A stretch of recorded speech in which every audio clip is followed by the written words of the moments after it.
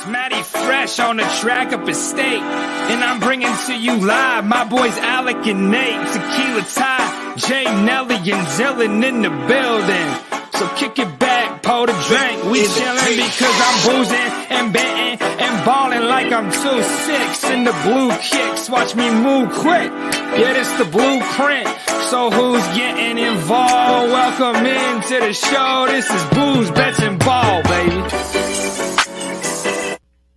And welcome back to Booze, Bets, and Ball. We are talking Rutgers this week. I don't know how much of this we're actually going to talk about because it's probably not that interesting. But Penn State comes off of 30-0 win over Maryland. Pretty, ho-hum game, I guess. Fourth down was the best offensive play. Mm-hmm. Maryland was like negative yards at halftime, I think. I don't know. 27. They had 27 yards. It was not a I don't know. Even when they went up by like 14, it felt pretty over. Like Maryland was just not moving the ball at all. This game was more about the defense than the offense. I think they just absolutely smothered Maryland, and Tulia had nowhere to go. I mean, he was hit practically every play, and people were worried about the Maryland offense. That never really materialized in this one.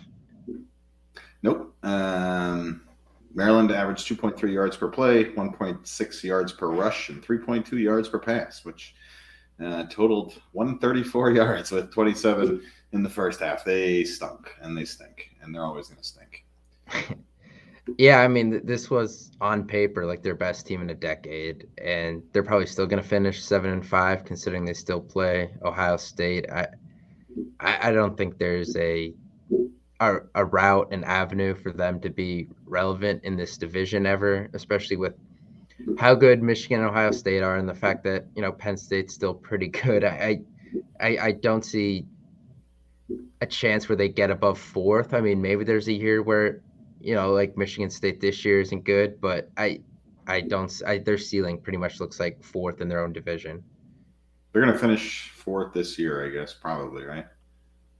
I don't know. After Penn State, I don't know where the standings are. But, I don't know. It's like we talked about last week. It's like I've thought in my head for 3 years that they can start hot, but they just don't have the culture and the discipline to finish the season, and they go to hell. And so the later in the year it gets, the worse that team is. It's like clockwork. If I lived in a gambling state, I would bet against them from October through December every week. Yeah.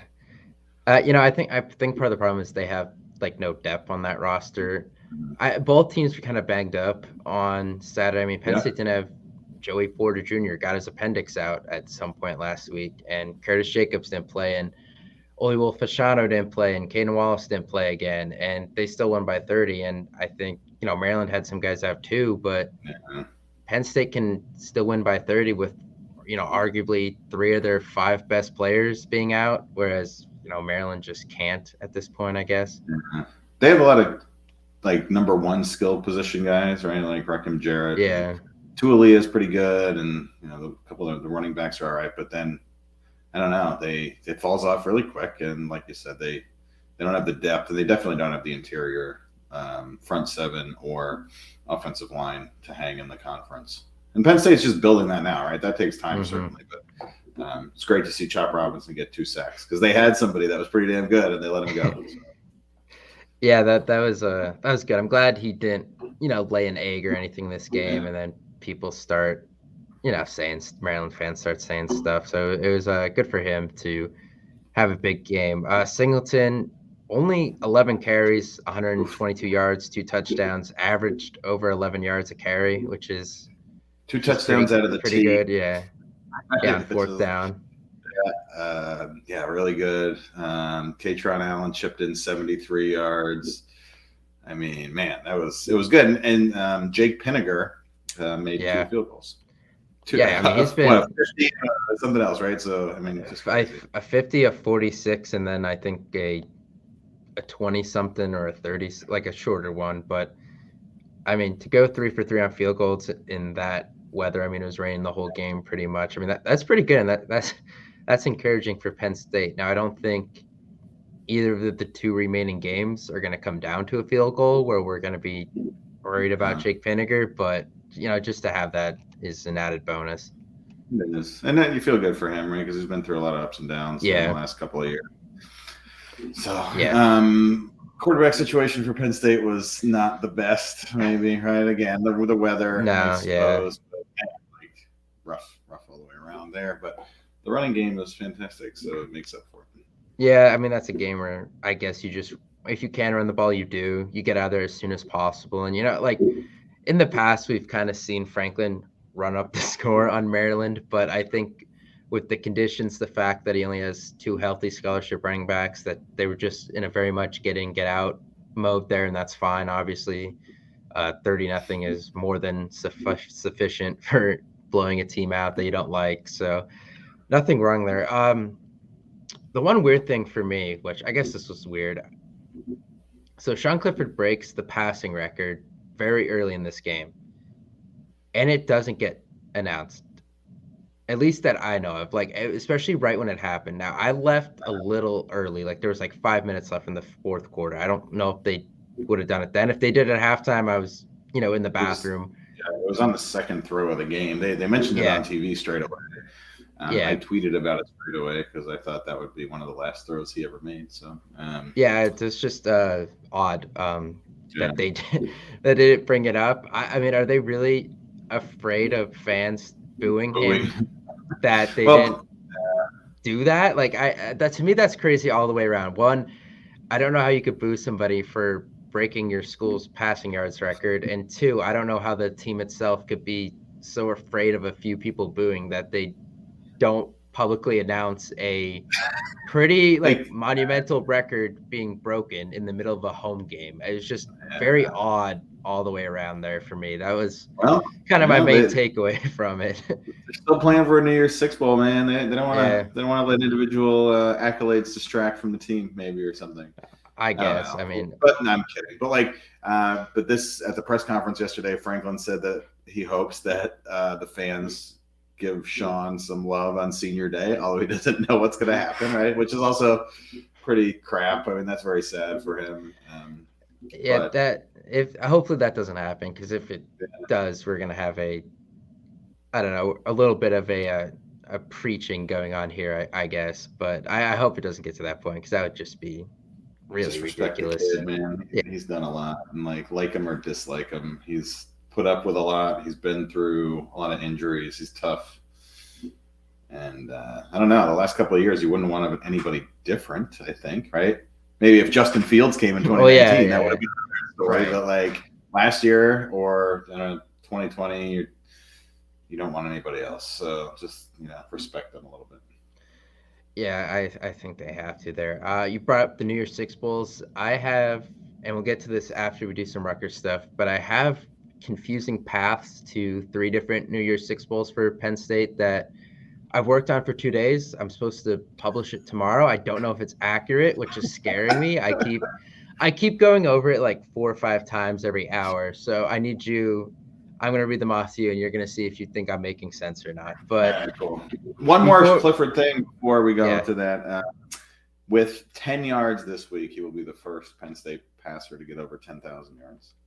So second milestone, and that's pretty. I think that's pretty cool. Yeah, so that is cool. Yeah. I want him to get to that, and then like wave goodbye, take his shoulder pads off, put him on the 50-yard line, and that's it. Yeah, because they're not losing to Rutgers or Michigan State, so just let him go. But.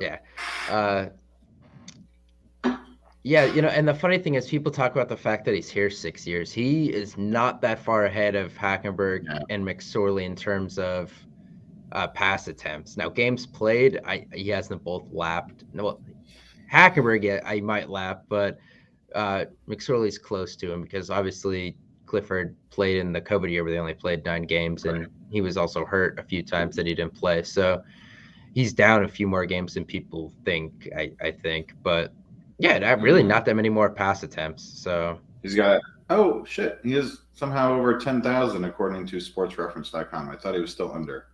Oh, so he did get over. Yeah, Wikipedia is behind, because sometimes I look there for the records and they're never updated. They have him at 10,023 yards, 50 more pass attempts than Hackenberg, but 1,500 more yards than Hackenberg. That's pretty fantastic. That's a significant ratio. Like that is not a small number for that amount of pass attempts. I mean, 50 pass attempts, you're probably looking at 400, 500 yards in a Penn State offense, if that. So I mean that is a huge number actually. I think having KJ Hamler and Jahan Dotson going deep every play greatly helped Clifford, but at the same time, that is a significant number. Yeah, that's crazy. Sports Reference says 10,023 for Clifford, 84.57 for Hackenberg, and 1285 attempts for Clifford and 1235 attempts for Hackenberg. So yeah, that's a big 50. Difference. That's crazy. Wow. Yeah, it is. Yeah, best quarterback in school history. So everybody. Numbers wise, yep. All right, so moving on to Rutgers. Rutgers 4-6. They beat who they beat. They beat Indiana. That is their Big Ten win. They started off 3-0 in out of conference play, which for them is actually a step up, if I'm being honest. Yeah. And then they beat Indiana, who is just really bad. Obviously, we saw that a couple of weeks ago. The line's 19. I think that's low. I know it's on the road and it's like the weather. I think it's. I can look. It was yesterday, but it's kind of been cleared up. But they beat Boston College by 22-21. Boston College is good sometimes. They killed Wagner, which is FCS non-scholarship, I believe, and then beat Temple 16-14. So yeah, 3-0 to start, but yeah. And they, like everybody else, were tied with Michigan in half, and then got their doors blown off in the second half. So yeah, Friday, sunny, high of 41, so it's gonna be cold. Okay, but sunny. So yeah, sunny. No weather in the forecast there. So Drew Aller can throw the ball over the field. Perfect. Yeah, it would be nice to, I think if there is a game where Aller starts playing like a series at the end of the first quarter or start the second quarter, it's obviously this game. Mm-hmm. I really don't see another game where it makes more sense than this one, honestly. The defense is going to be good. They shut down a Maryland offense. Yeah, Maryland. They shut down a Maryland offense that was averaging over 30 points a game. Since Rutgers joined the Big Ten in 2014, they've averaged 5 points a game against Penn State. I saw you tweet that, and I didn't quite understand what you were talking about, but yeah, that's okay. Since 2014, only 5 points a game. I think they've been shut out 3 times, which is crazy. So yeah, there's that. I really would be surprised if Rutgers scored anything over 10 points this week, unless like they really unloaded the bench at the end of this game. If Penn State put up 45, 50, I don't know if they'll get that high. I'm thinking like late back 30s, the early 40s, somewhere in there, like a 38, 42, somewhere in there type range for this game. But I'm not really concerned. I know it's like Rutgers Super Bowl, but this Penn State team seems a little more dominant on the offensive line, obviously, and on defense, where upsets don't look as likely. Like obviously, Michigan and Ohio State are still ahead of them. Like they lost those games. It is what it is. But no other team in the Big Ten outside of early in the season against Purdue, where one, it's game 1, 2, Clifford throws the wacky pick 6. That was really the only Big Ten game that was close outside of the Michigan and Ohio State games. Penn State and Penn State got killed on both of those at the end of the score, right? So right. No Big Ten games are close. Yeah. Only one has really ended close. Yeah. Yeah, Purdue. That's a good point. Rutgers just stinks, right? But I think the point about the defense, and especially the last 2 weeks, I have no understanding of how good Rutgers' offensive line is, but I can't believe it would be much better, if any, than Maryland or Indiana. And Rutgers is, they're like, bottom 10% offense. So the Penn State defense is going to get like 15 sacks and tackles for loss, and it's going to look amazing. Yeah, that was the thing. Because Rutgers has gone to their sophomore quarterback, Gavin Wimsatt, who's like the highest rated quarterback recruit in the history of their program or something. And I was reading like a lot of stuff their fans were saying, and they're like, he's going to get killed this week. Like he's going to get sacked so many times. So clearly they're worried about some things. And I wonder if it gets so bad to the point where Greg Schiano takes him out of the game just to save him. I mean, if it gets that bad, we could see that happen. I don't know. You'd have to go look up. Let's see how many sacks against do they have? Probably a lot. Sacks allowed. They're ninth in the Big Ten, so they're only allowing 2 sacks a game. Maryland was low last week, and then the Penn State domination last week. So I don't know. They're kind of middle of the pack there. Tackles for loss allowed, and they're 10th in the Big Ten. So I don't know. And these are stats where Penn State is now best in the conference. So they could get absolutely annihilated this week. I mean that's a plan for Penn State to just come out, swing early, get Aller in this game, get your 2 scholarship healthy running backs out of this game, work in some younger guys at receiver, and just try to keep everyone healthy as much as you can. I know they're really not playing for much more in the regular season, but I still like to see guys stay healthy through the end. Oh yeah, I mean you got one more game after this, and then you have a several week layoff, right, or a month. But the receiver thing, the young receiver thing is important, and that was talked about a lot this week on Twitter with Christian Driver moving over to receiver. Now you got a really stacked freshman class, and you can't satisfy all those guys long term, right? So what do you do? And maybe that's it. Maybe see how they do in game time this week and next week, and then help everybody make decisions after that. Yeah, I do think that the next couple of weeks could be, those type of opportunities for guys some guys will figure out if they should be here next year. Some guys won't. It is the perfect time to do that in these games where your season is pretty much locked in on what it is, and you still have, you have pretty winnable games. If there's a time to do this kind of stuff, it's now. So, it's always interesting. It makes the games a little more interesting because, people always aren't that into these late season games when you're already out of the playoff hunt, but just to see young guys play more, especially Aller and, some of the receivers, I think that'll keep people intrigued in these games through the end, which is good too, I guess. It is. I mean, full disclosure, I only watched like the first 3 quarters last week, and then went did some other stuff. I was in San Antonio, so yeah, when it's 30-0 and the Maryland offense can't get 2 yards, you just kind of zone out a little bit, yeah. Mm-hmm. Yeah, I don't know. The game becomes kind of secondary. You're just kind of looking for other stuff to stay interested on. I guess it is what it is. Really just hoping that's the case again this week. I mean, Rutgers hasn't shown much. I know they led Michigan at half, but then Michigan outscored them, 38-0 in the second half or something like that. Yep, precisely. Yeah. So it was 17-14 at half, and then, but that's what Michigan does to everybody, right? So right, yeah. And then Ohio State beat them pretty good, 49-10. I mean, even Iowa 27-10.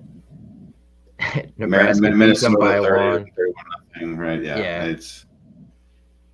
Yeah, the teams with a pulse have killed Rutgers, and we like to think Penn State still has a pulse going, especially after last week. So, I'm expecting it to go. Oh my God, of course they do, right?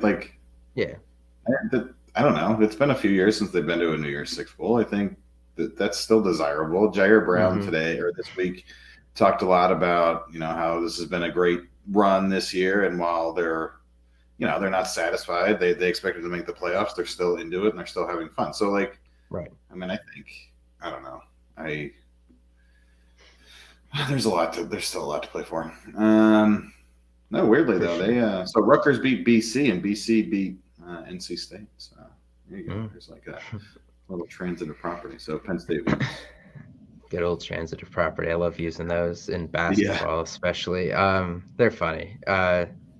Yeah, so I think that's all we need to touch on this game. If we had to go any more into it, I think that would be a problem for Penn State that we really had to dive into Rutgers. I know it's on the road. I guess that makes it a little harder. But, Penn State is the far more talented team here, both sides of the ball, bigger up front, stronger up front. this should not be much of a challenge. Yeah, the line is too low. I think it is, yeah.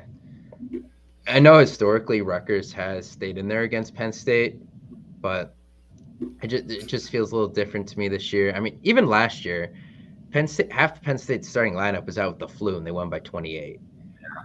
Like there was the 2015 Franklin's first year, 2014 or 2015. 14, yeah. When at Rutgers, right, they needed kind of a miracle to come back and win. Geno Lewis had to play. But those days are long gone. Penn State is way better now. I did see the tweet today or yesterday about thank God Saquon didn't go there because he'd have no room in that stacked backfield, which is always so comes up every year. Yeah, it's a great annual tradition. It's pretty funny. Yeah, especially because I was looking at some things and people were talking about the fact that Saquon would be like looked at as like the greatest player to ever go there. And this guy is talking about the fact that he wouldn't have had room for him in their running back room. But it is kind of funny looking back on it. But yeah, Saquon, his coming out party was pretty much against Rutgers in 2015. That was kind of his monster breakout game. So Singleton and Allen have already kind of had their breakout games, but if they could take it to another gear on Saturday, I mean, go for it. 300, someone get to 300 yards, we'll see. So Saquon leading the league in rushing and all-purpose yards, I believe now too. Definitely in rushing. Yeah. What a comeback story! He can win MVP and come back. Yeah, that'd be nice. That would be nice.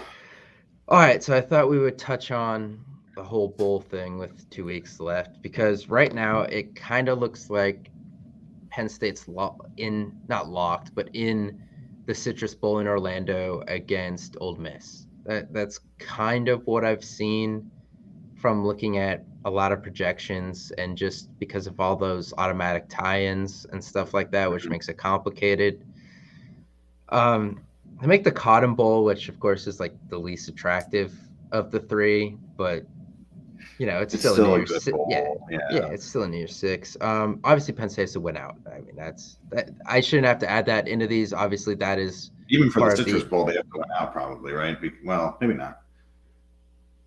Yeah, it would depend what happens with Illinois and Michigan this week if somehow Illinois won. But yeah, other than that, no. I think Penn State could go 9-3 and be locked in the Citrus Bowl. But the loser of the Ohio State-Michigan game doesn't make the playoff, goes to the Rose Bowl. Yep. TCU goes undefeated and makes the playoff. Georgia beats LSU because it kind of gets LSU out of the picture in a way. USC wins the Pac-12 but doesn't go to the playoff. They go to the Rose Bowl. Clemson wins the ACC but doesn't go to the playoff. And every Pac-12 team outside of USC stays behind Penn State in the rankings because that's kind of what I've seen is the second fiddle in the Pac-12 might be the team that jumps them. Yeah, that jumps them and gets that Cotton Bowl against the group of 5 teams, whether that be Washington or Utah. So that they kind of helps. Who's winning the Pac-12 North? Well, they don't have divisions anymore. I think they do the top 2. Okay. Yeah. So I'm sorry then. So who's the second team then? They have a couple tiebreakers right now. So I think it's USC leading, and then the winner of the Oregon-Utah game this Saturday kind of has the inside track as long as USC beats UCLA as well on Saturday. So if the winning 2 teams on this Saturday are pretty much locked into the game from what I've read, I couldn't find a lot because like they have 5 teams. They have 4 teams with 2 conference losses and then USC with 1. So they're like, there's quite the cluster there from what I've seen. Actually, this has USC 7-1, Oregon 6-1. This is Pac12.com. Utah 6-1. So those are the top. And then, so Utah and Oregon have an out-of-conference loss. That's why they're 8-2. UCLA is 5-2. So if UCLA managed to beat SC and they both finished 7-2, that I don't know. But yeah, I think you're right. Like USC is probably going to beat UCLA, Oregon, Utah winner plays USC in the championship game, and you want USC to win to give that other team 3 losses. Yeah, and the other reason why TCU goes to the playoff is then it puts the second highest ranked Big 12 team in the Sugar Bowl, and it gets them out of the equation for the Cotton Bowl as well. Because I think Kansas State right now is the second highest ranked Big 12 team. So if TCU didn't go to the playoff and they go to the Sugar Bowl, Kansas State would also be in the mix for the Cotton Bowl then. So it's pretty much just eliminating the other contenders for this game by the other tie-ins getting the games in a sense. Right. So, that's a confusing path, but it's still there. But hold on, if TCU doesn't make the playoff though, and they go to the Sugar Bowl, then every other team behind them is going to be ranked. Like, they don't have to tie into the Cotton Bowl then, do they? No, but from the projections I saw, a lot of them had Kansas State in there because State doesn't make. Because they didn't have TCU making the playoff. Is from like some of the projections I saw. The projections that didn't have TCU in the playoff had Kansas State in the Cotton Bowl. Okay, well that's weird. Because, well, I don't know. If TCU goes undefeated, they make it. But if they go undefeated and lose to Kansas State in the championship game, which they do have, right? The Big 12 still has a championship game. Then you would suppose, Kansas State then would be the champion. Okay, and then TCU would make it. That's why, because they would be the conference champ. Okay, yeah, that sucks. Yeah, so we need slides. We need graphics for this. I should have. I brought this up last minute when I realized it was just me and you today, so that was kind of why I wanted to do this now. The Orange Bowl, a lot less needs to happen. The problem is, it's like less realistic things in a sense because the Orange Bowl is the ACC versus the Big Ten / SEC / Notre Dame. Notre Dame's supposed to play USC. I think they're out of it. They shouldn't be in the mix with a loss to Marshall and a loss to Stanford, but that's a different story. So right now, Alabama is plugged into there because a lot of the projections have Georgia and Tennessee in the playoff and then LSU getting the Sugar Bowl.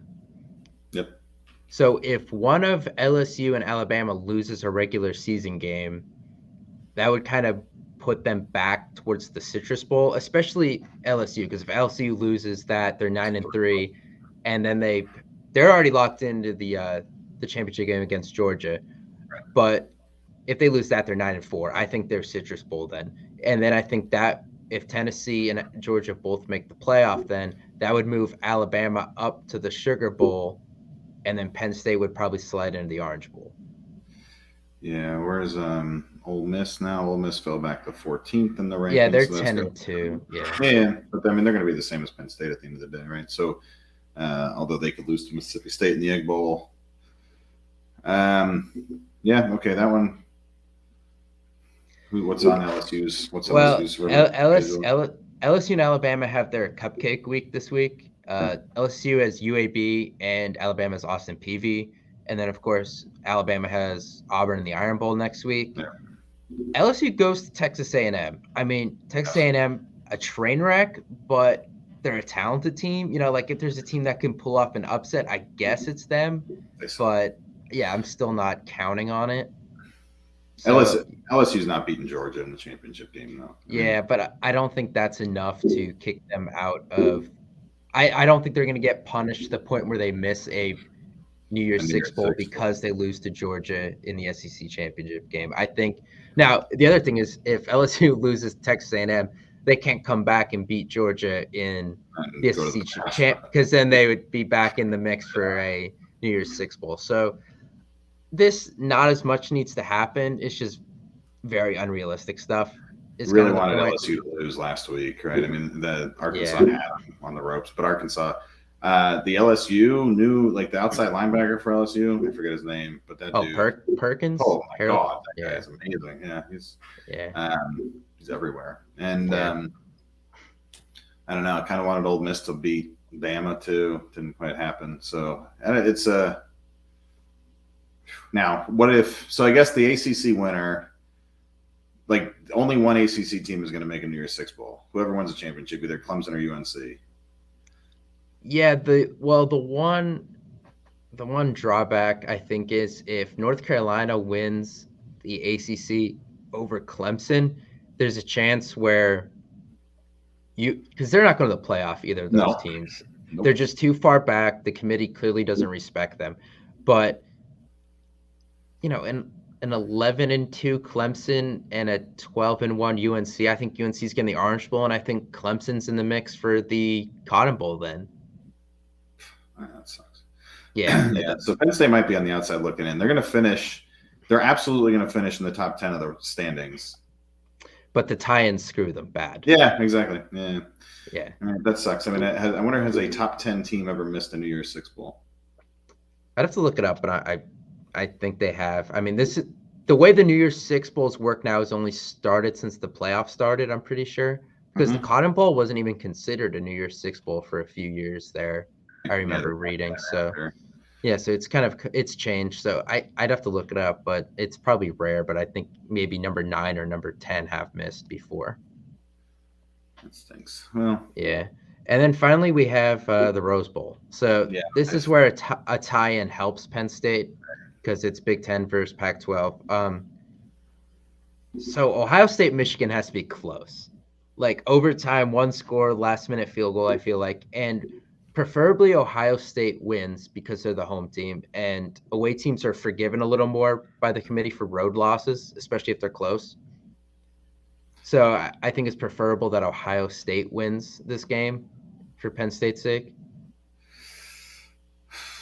So when it comes down to it, let's think about that, because that means that both teams make the playoffs. So yeah, let us say Georgia goes 13-0, they're in, right? Mm-hmm. The winner of Ohio State and Michigan goes 13-0. That team is in. Mm-hmm. TCU is, I don't know, like okay, yeah. TCU. Well, in this equation, TCU has to lose a game. That's true, right? So okay, so TCU, whatever happens, they're out. So then you have Michigan or Ohio State, whoever finishes 11-1. Then you have Tennessee as 11-1. So you'd have, I mean, that's kind of the most likely scenario because they're not going to kick Tennessee's almost guaranteed to win guaranteed in as long as they beat Vandy and whoever else they have this week. Mm-hmm. Or they play Kentucky still. Maybe, I don't know. No, I think Georgia plays Kentucky. Okay, and then so they're in. Tennessee's almost definitely in. Mm-hmm. So then, are they going to pick, are you going to pick the loser of Ohio State, Michigan, or are you going to pick, say, a 12-1 USC team or a 12-1 Clemson or North Carolina team? Right. Well, that's kind of where also in the equation is USC loses to UCLA or they lose the Pac-12 championship. So they have 2 losses, pretty much locking them into the Rose Bowl then and out of the playoff. And then last would be the ACC winner stays behind Michigan, which I still think could happen. And especially I think if the winner is North Carolina, because I don't think the committee really respects them. They've played 1-score games against App State, Georgia State, Duke, Virginia Tech, Miami. There was one, there was a 6th one too. It might have been Virginia.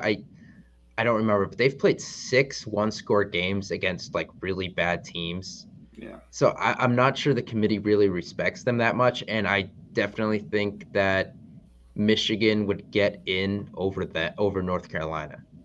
Yeah. So here you go. They killed FAMU. They beat App State by 2, 63-61, which is a fun game.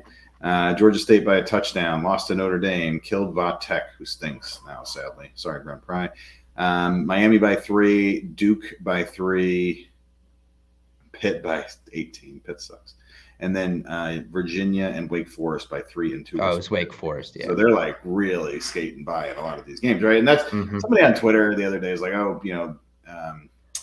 why is UNC behind Penn State, like 1 loss or whatever? Like when you have 3/4 of your games within 2 or 3 points, like you should lose a couple of those, right? By the law of averages. I know they've won, and I get that, but like that would not happen if you played those games 10 times. They're going to lose like 3 or 4 of them at least.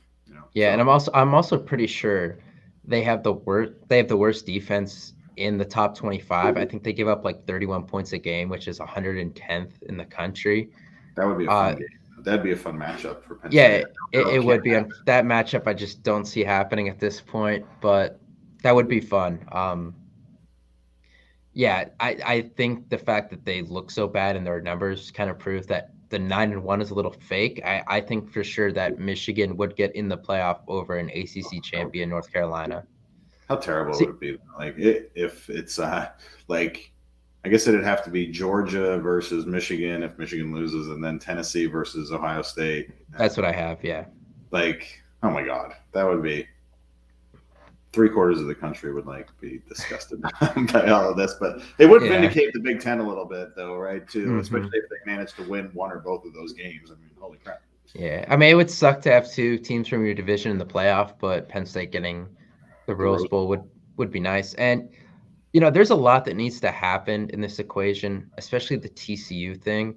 Yeah, they're gonna go right? Yeah, the TCU thing is the hard one in this equation. I think everything else is very realistic in there, but I'm looking at those three scenarios, and I just don't see one. Now the thing is that there are so many things that could happen where Penn State could luck into one, because I named a lot of things. Like a lot could happen over the next 3 weeks if you count the championship weekend. So Penn State just has to win out, and I think chaos will take care of itself in a way.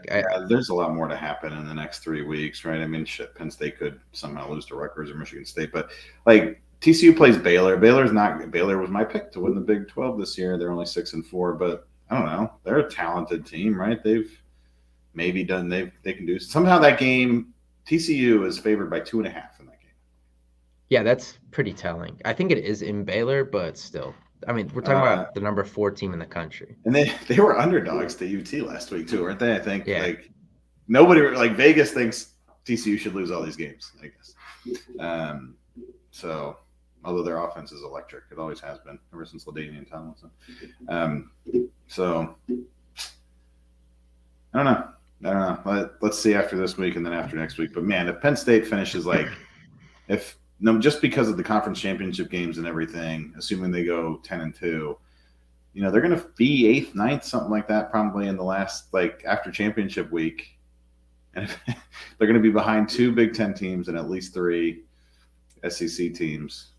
Mm-hmm. It's a pretty damn successful year, right? I know I picked them to win because I'm an idiot and stuff, for many reasons. But I don't know. It's still a successful year if they finish top 10 and go get a big bowl win, because that's the one thing that's been a little bit elusive outside of the Cotton Bowl. So yeah, for sure. So that would be nice. I guess just let the week take care of itself. Obviously, the Pac-12 games are big this week. We'll see what happens there. SEC's on Cupcake Week. Not going to get much out of them. And then I guess TCU Baylor's a game to watch too. So those are pretty much the games this week for rooting interest, I guess, for Penn State New Year's 6. There's a dog. I'm sorry. It's all right. Not too bad. No. I saw that the Rose Bowl is sold out this week with 70,000 tickets bought for UCLA USC. Mm-hmm. Total sellout for a 96,000 seat stadium to sell 70K. So they got the tarps. They got the tarps down. Oh my God, it's terrible though. It's like pit. It is bad. And I don't know. I don't think many people go to the USC games either. I mean, no. I know LA is a big market, and but do enough people watch college football that's worth it for the Big Ten to incur all the cost that comes with traveling there? And not for football, obviously. Nobody cares. Although those 3-hour time differences are going to be a big deal, I think. Mm-hmm. But for the non-revenue sports, I mean, what does the Big Ten get out of that? That you're going to send I don't know, men's track to the West Coast, or women's tennis, or whatever it is. I mean, especially if it's a weekday and stuff. There's just a lot of. Because I mean, a lot of those teams, like the basketball teams, obviously play during the week more than any other sport. I mean, they come back that night and go to class the next day. That's a lot more difficult when you're flying to LA from Piscataway, New Jersey, where it's literally the other side of the country. It's a 6-hour flight to LA from New York or Philly or and the time difference will eat you up. And you're chartering a big plane for football. I mean, that's expensive. Basketball team 3-0. So in like 3 weeks, 4-0. They won today. Yeah. Oh, yeah. I actually watched the end while I was doing some work. I put it on the phone. So the little Booze Bets and Ball logo there, you're gonna have to change to basketball in a couple of weeks. Yeah, I might have to. Yeah, they're good. They're gonna. They do look good. They have no size, but they're yeah. They shoot the hell out of the ball, right? They do. Yeah. That's what shooting the hell out of the ball, it'll win you games. It'll lose you games. We'll see. It kind of was a shell of itself in that game where they started off so hot, up by 21, and then they went cold, and the lead got down to 1. So I mean, that's kind of how it goes, I guess. But well. I'm pretty sure. I don't know. I'm sure somebody's done this a bunch of times, but like, I think it makes sense to shoot threes every possession. Shoot a 3 every possession. Yeah. Right? Because you're only going to shoot 50%. Like, you're going to shoot slightly over 50% from 2, so you're going to get 1 point something points per possession. Mm-hmm. If you're shooting 40% for threes, or 35% from 3, you're getting 1.1 or 1.2 points per possession too. If you bump that up to 40, then it makes more sense, financial sense, because you're going to get a couple of offensive rebounds too. That's the next. Mm-hmm. That's what I'm sure that's been done. But that's what my next thing that I'm going to do, because Jack more analytics in basketball, I guess. It's easier too, right? I mean, there's a lot less. Probably the least analytical sport, and we're going to make it about.